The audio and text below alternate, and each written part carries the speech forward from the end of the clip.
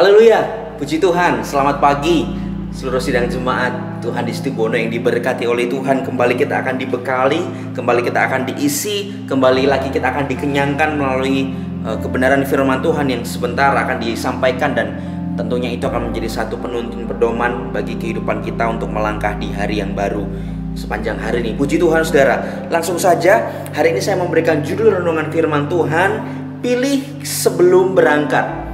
Pilih sebelum berangkat. Apa yang harus dipilih? Lalu kemudian berangkat kemana? Nah, nanti kita akan sama-sama sepanjang renungan ini sudah akan memahami makna atau arti dari tema atau judul firman Tuhan yang saya ambil. Nah, langsung saja saudara, kita terlebih dahulu membaca satu ayat dalam Keluaran pasal 33 ayatnya yang ke-15. Keluaran 33 ayatnya 15. Saya bacakan untuk kita semua. Demikian firman Tuhan. Berkatalah Musa kepadanya, jika engkau sendiri tidak membimbing kami, janganlah suruh kami berangkat dari sini. Ini pernyataan yang tegas dari seorang Musa kepada Tuhan. Jika Tuhan tidak membimbing bangsa Israel, maka jangan suruh bangsa Israel berangkat. Nah, ayat ini, pernyataan Musa ini muncul berangkat dari firman yang disampaikan Tuhan kepada Musa dari ayat pertama sampai ayat yang ketiga. Saya bacakan secara cepat untuk kita semua. Berfirmanlah Tuhan kepada Musa, pergilah, berjalanlah dari sini engkau dan bangsa itu yang telah kau pimpin keluar dari tanah Mesir, ke negeri yang telah kujanjikan dengan sumpah kepada Abraham, Ishak dan Yakub. Demikian, kepada keturunan pula akan kuberikan negeri itu. Aku akan mengutus dan akan seorang malaikat berjalan di depanmu dan akan menghalau orang Kanaan, orang Amori, orang Het, orang Feris, orang Hewi dan orang Yebus, yakni ke suatu negeri yang berlimpah-limpah susu dan madu. Sebab aku tidak akan berjalan di tengah-tengahmu, karena engkau ini bangsa yang tegar tengkuk, supaya aku jangan membinasakan engkau di jalan. Nah, dari 3 ayat ini kita bisa menemukan bahwa Tuhan memerintahkan, Tuhan ingin bahwa bangsa Israel melalui kepemimpinan Musa itu berangkat dari padang gurun, kemudian pergi ke tanah Kanaan, tanah yang dijanjikan kepada Abraham, Ishak dan Yakub. Nah, oleh sebab itulah kemudian pernyataan Musa tadi muncul. Jika engkau sendiri tidak membimbing kami, janganlah suruh kami berangkat dari sini pergi ke Kanaan. Ini pernyataan yang tegas, saudara.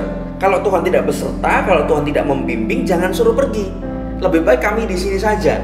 Nah, pernyataan ini bukan berarti bahwa Musa malas-malasan. Pernyataan ini keluar, pernyataan ini muncul dari Musa, diungkapkan kepada Tuhan, bukan berarti Musa tidak taat. Tetapi pernyataan ini muncul sebagai sebuah ungkapan, sebagai sebuah kesadaran bahwa kesia-siaan berjalan tanpa Tuhan adalah sebuah hal yang percuma memperoleh Kanaan tapi kehilangan hadirat Tuhan. Memperoleh Kanaan tetapi kehilangan penyertaan Tuhan. Memperoleh Kanaan tanpa penyertaan Tuhan. Berjalan tanpa bimbingan Tuhan. Berjalan tanpa penyertaan Tuhan. Ini ungkapan dari Musa. Maka dari itu Musa minta bimbingan Tuhan sebelum berangkat. Nah, ini hal yang harus kita pilih, saudara. Apakah kita memilih Tuhan atau memilih hal yang lain sebelum kita berangkat? Nah, nanti kita akan perhatikan hal yang lain itu apa. Tapi mari saudara, ini jadi satu perenungan bagi kita. Sebelum kita berangkat, sebelum kita pergi, sebelum kita melakukan satu aktivitas, minta bimbingan Tuhan terlebih dahulu. Dalam melakukan segala sesuatu, minta bimbingan Tuhan terlebih dahulu. Seberapa sering kita ketika memulai segala sesuatu, ketika kita mengawali hari yang baru, ketika kita bangun tidur, ketika kita mau memulai pekerjaan, ketika kita mau berangkat sekolah, ketika kita mau berpergian keluar kota, ketika kita mau melakukan segala aktivitas kita, seberapa sering kita lupa untuk minta bimbingan Tuhan. Karena kita merasa bahwa Tuhan auto membimbing, Tuhan secara otomatis menyertai kita tanpa ada sebuah ungkapan bahwa Tuhan, saya hari ini, sepanjang hari ini saya butuh Tuhan, saya perlu Tuhan. Memang Tuhan bisa menyertai kita secara otomatis, tetapi kita butuh satu penyerahan, satu ungkapan yang kita sampaikan kepada Tuhan. Tuhan, sepanjang hari ini saya perlu Tuhan. Dan tidak jarang saudara, mengawali harian baru kita tidak minta bimbingan Tuhan. Nanti di tengah-tengah, di dalam perjalanan kita, dalam sekolah, dalam pekerjaan, dalam kita liburan, dalam kita berpergian, ada satu halangan, ada satu masalah, ada satu tantangan. Baru kemudian kita datang di hadapan Tuhan. Oh Tuhan, tolong saya. Oh Tuhan, sertai saya. Oh Tuhan, jangan tinggalkan saya. Tetapi sebelum memulai segala sesuatu, kita tidak menyerahkan hidup kita ke dalam tangan siapa yang memang seharusnya menuntun dan membimbing kita. Tanpa sadar, kita mulai berjalan dengan kekuatan kita sendiri, saudara. Mari sama seperti Musa, sebelum berangkat, bukan saat sudah berangkat, bukan saat dalam perjalanan, bukan saat sudah melakukan segala sesuatu, tetapi sebelum berangkat, sebelum melakukan segala sesuatu, terlebih dahulu, seperti yang Musa katakan, kalau engkau tidak membimbing kami, kalau engkau tidak beserta dengan saya sepanjang hari ini, jangan suruh saya pergi. Bukan sebuah ancaman, bukan sebuah tantangan, tetapi sebuah penyerahan di hadapan Tuhan. Nah, ayat 16 berkata demikian. Dari manakah gerangan akan diketahui bahwa aku telah mendapatkan kasih karunia di hadapanmu, yakni aku dengan umatmu ini? Bukankah karena engkau, garis bawah ini, bukankah karena engkau berjalan bersama-sama dengan kami, sehingga aku dengan umatmu ini dibedakan dari segala bangsa yang ada di muka bumi ini. Jadi dari ayat ini kita tahu bahwa yang membedakan kita dengan orang-orang di luar sana, orang-orang yang di luar Tuhan, orang-orang yang ada di dunia, adalah dengan siapa kita berjalan. Kalau kita berjalan dengan kekuatan Tuhan, berjalan dengan penyertaan Tuhan. Kalau mereka, orang-orang dunia, orang-orang di luar sana, mereka berjalan dengan kekuatan sendiri, berjalan dengan penyertaan manusia, berjalan dengan hikmat sendiri. Tetapi berbeda dengan kita.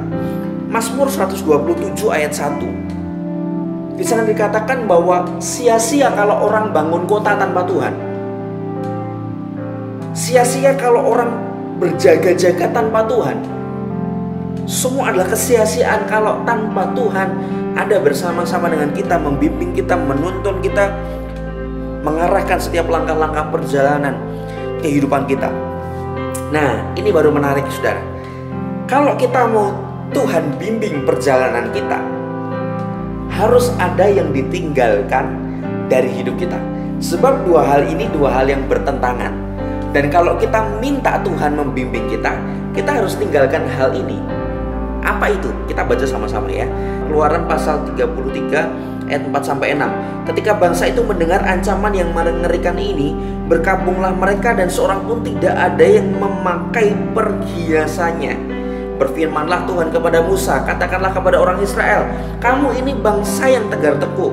Jika aku berjalan di tengah-tengahmu, sesaat pun tentulah aku akan membinasakan kamu.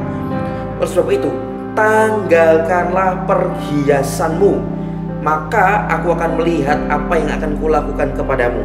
Demikianlah orang Israel tidak memakai perhiasan-perhiasan lagi sejak dari Gunung Horeb.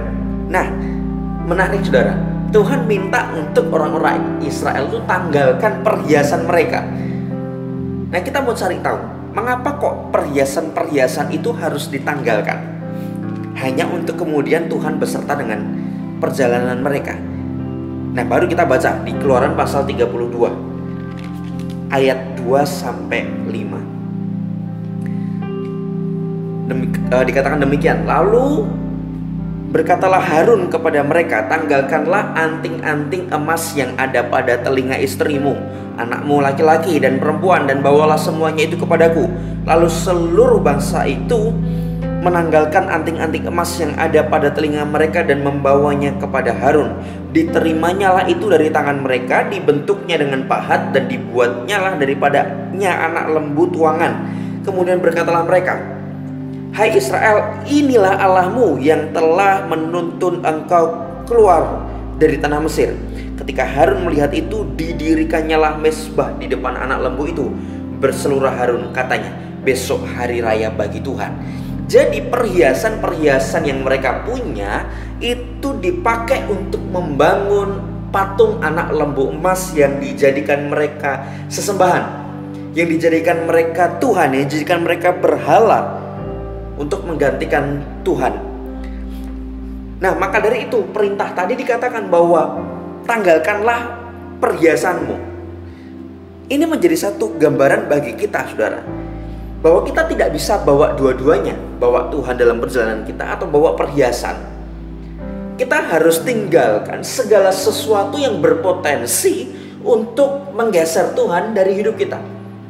Segala sesuatu yang berpotensi untuk kemudian mengganggu perjalanan hidup kita untuk mengandalkan dan berharap penuh kepada Tuhan. Tinggalkan semua itu, saudara. Dalam perjanjian baru, di sana ada catatan, sebuah catatan bahwa kita tidak bisa mengabdi kepada dua tuan. Satu sisi kita mengabdi kepada Tuhan dan satu sisi kita mengabdi kepada Mamon. Dan seberapa sering materi yang kita punya, uang yang kita punya itu terlalu mendikte hidup kita, dan tanpa sadar itu membuat kita mengandalkan segala sesuatu, materi, uang, perhiasan, apapun yang kita punya, dan kita lupa mengandalkan Tuhan. Nah, kalau kita mau betul-betul menyerahkan hidup kita ke dalam tangan Tuhan, minta Tuhan jangan suruh kami pergi kalau Engkau tidak beserta, maka kita harus berani tinggalkan semua itu. Bukan berarti kemudian dibuang di sampah, saudara. Daripada dibuang sampah, berikan ke saya atau berikan ke teman-teman daripada dibuang. Bukan berarti demikian dibuang ke sampah, bukan. Tapi artinya mari jangan sampai hal-hal itu kemudian merenggut posisi Tuhan dalam hidup kita. Jangan sampai hal-hal yang kita miliki itu berpotensi untuk kemudian mengandalkan hal-hal itu dibandingkan kita mengandalkan Tuhan dan berharap kepada Tuhan. Nah, seharusnya seperti apa? Kita baca dalam Keluaran pasal 35. Keluaran pasal 35 ayat 21 sampai 22. Ini kontras dengan apa yang terjadi dalam Keluaran 32 tadi. Keluaran pasal 35 ayat 21 sampai 22. Sesudah itu datanglah setiap orang yang tergerak hatinya, setiap orang yang terdorong jiwanya, membawa persembahan khusus kepada Tuhan untuk pekerjaan melengkapi kemah pertemuan dan untuk segala ibadah di dalamnya dan untuk pakaian kudus itu. Maka datanglah mereka baik laki-laki maupun perempuan, setiap orang yang terdorong hatinya dengan membawa anting-anting hidung, anting-anting telinga, cincin, meterai dan kerongsang, segala macam barang emas. Demikian juga setiap orang yang mempersembahkan persembahan unjukan dari emas bagi Tuhan. Nah, kontras dari pasal 32 tadi, di pasal 35 ini perhiasan-perhiasan bukan digunakan untuk membangun lagi berhala, tetapi perhiasan-perhiasan itu digunakan untuk membangun bait suci atau kemah suci atau perabot-perabot yang ada di dalam kemah suci. Nah, seharusnya seperti apa, saudara? Seharusnya apa yang kita miliki, materi, kekayaan, fasilitas yang Tuhan percayakan dalam hidup kita, itu bukan kemudian kita andalkan, kita sembah, kita utamakan melebihi Tuhan, tetapi justru itu kita pakai untuk pekerjaan Tuhan. Jangan punya gambaran bahwa itu kemudian melulu tentang pembangunan gereja, melulu tentang kemudian segala sesuatu yang tentang organisasi gereja. Tidak, saudara. Tetapi untuk pelayanan pekerjaan Tuhan, untuk membantu orang-orang yang membutuhkan, untuk pelayanan-pelayanan sosial, pelayanan-pelayanan diakonia dan lain sebagainya. Itu yang guna untuk memperluas kerajaan surga di bumi ini.